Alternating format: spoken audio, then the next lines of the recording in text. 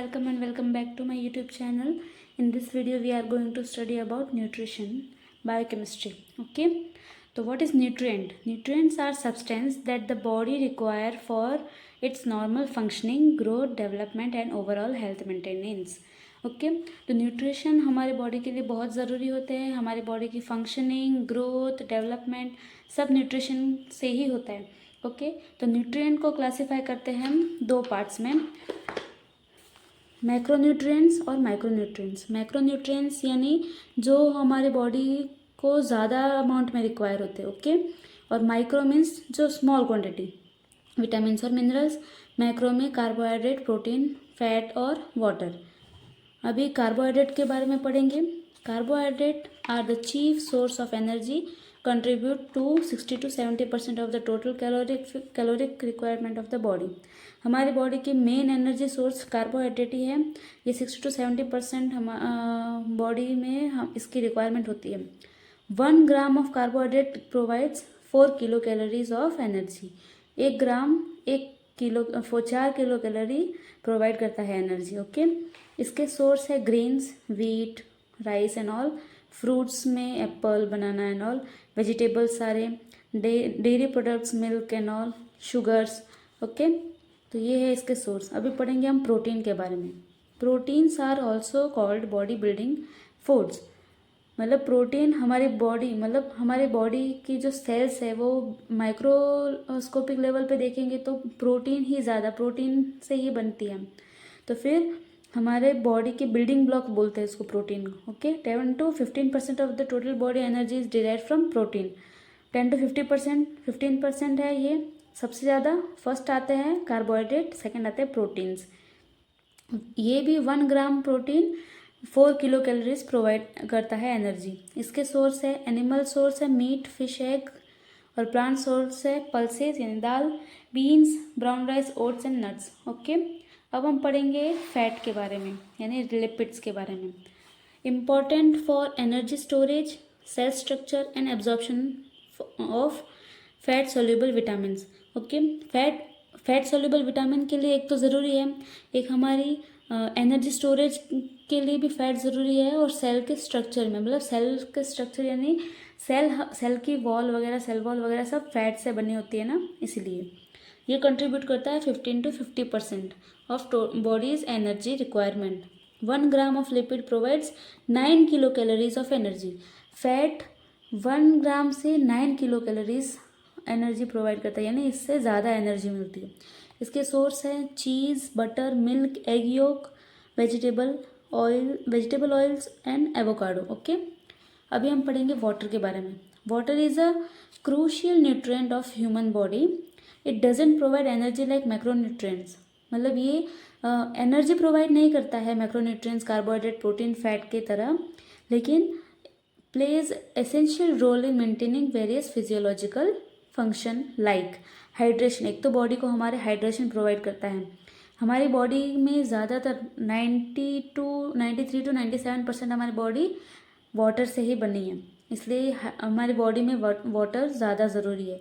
Hydration provide करवाता है, nutrient transport करवाता है. हमारे जो न्यूट्रिएंट हम जो लेते हैं डाइट से, वो जो ब्लड में फिर पोर करते हैं, फिर ब्लड के थ्रू पूरी बॉडी में ट्रांसपोर्ट करवाना वाटर का काम है. टेम्परेचर रेगुलेट करता है हमारी बॉडी का. वाटर एलिमिनेशन करता है, वेस्ट एलिमिनेशन करता है यूरिन और स्वेट के थ्रू. Okay, water act as a universal solvent. It helps dissolve and transport nutrient, minerals and other substance within the body. Okay, यही जो न्यूट्रिएंट्स हम लोग ले रहे हैं, ये डिज़ोल्व करने में और ट्रांसपोर्ट करवाने में, एक सेल से दूसरे सेल या दूसरे टिश्यू से दूसरे टिश्यू में न्यूट्रिएंट्स ट्रांसपोर्ट करवाने में हेल्प करता है. जॉइंट के लुब्रिकेशन में भी हेल्प करता है. कैसे?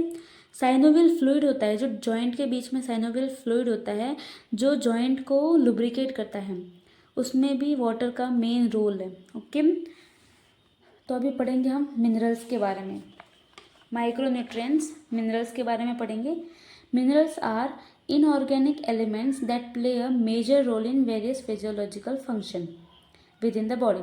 Depending on the amount the body needs, it is classified into two categories: macro minerals और माइक्रो मिनरल्स।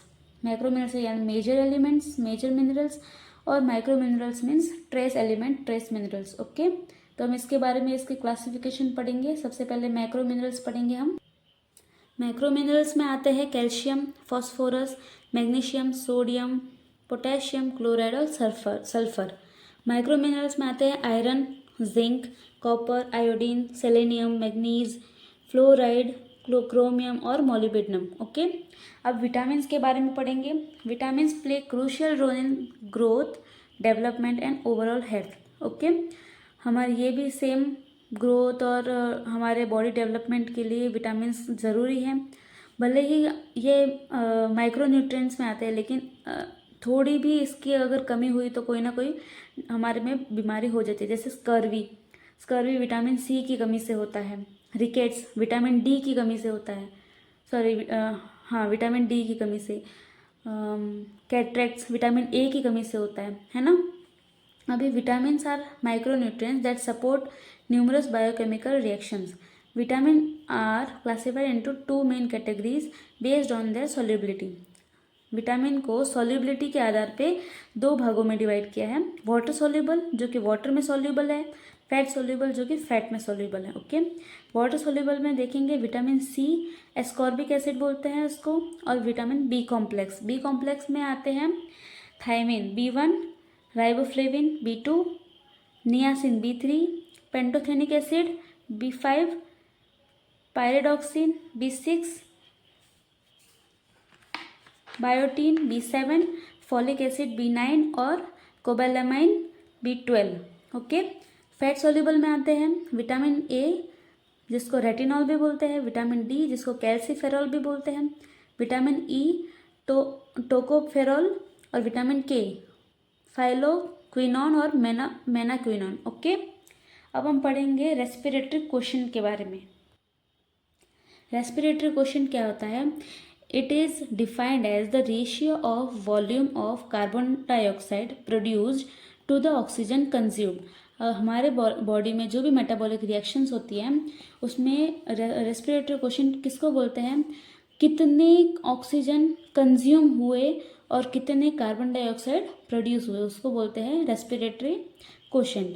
अभी इसका सिग्निफिकेंस क्या है? Significance, respiratory question is a crucial metabolic indicator that reveals that the type of fuel a body is primarily using for energy।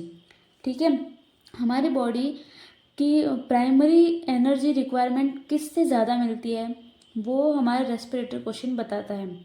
अभी respiratory question one suggest करता है कि किसी वो माइक्रो जो भी न्यूट्रिएंट है जिसका रेस्पिरेटरी क्वेश्चन 1 है वो हमारे बॉडी में मेन फ्यूल की तरह काम करता है, उससे मेन एनर्जी निकलती। अब कार्बोहाइड्रेट को देख लें तो कार्बोहाइड्रेट का रेस्पिरेटरी क्वेश्चन 1 है। कैसे?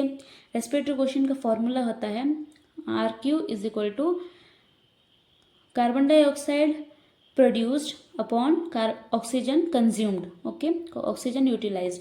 अभी हमारे ग्लूकोज की रिएक्शन में देख लें तो 6 मॉलिक्यूल ऑफ ऑक्सीजन यूज होते हैं और उससे 6 मॉलिक्यूल ऑफ कार्बन डाइऑक्साइड बनते हैं। तो फिर 6 से 6 1 हुआ उसका रेस्पिरेटरी क्वेश्चन, है ना।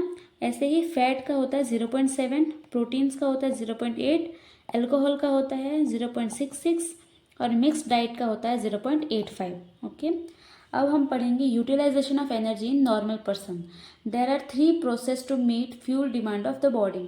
हमारे बॉडी में 3 प्रोसेस है। हमारी बॉडी कैसे मेटाबॉलिक एनर्जी को कैसे मतलब प्रोड्यूस करती है, हम जो न्यूट्रिएंट्स रहते हैं उसके। Basal metabolic rate, specific dynamic action और फिजिकल एक्टिविटी। ये था हमारा आज का वीडियो। तो हम नेक्स्ट वीडियो में पढ़ेंगे बेसल मेटाबॉलिक रेट यानी BMR।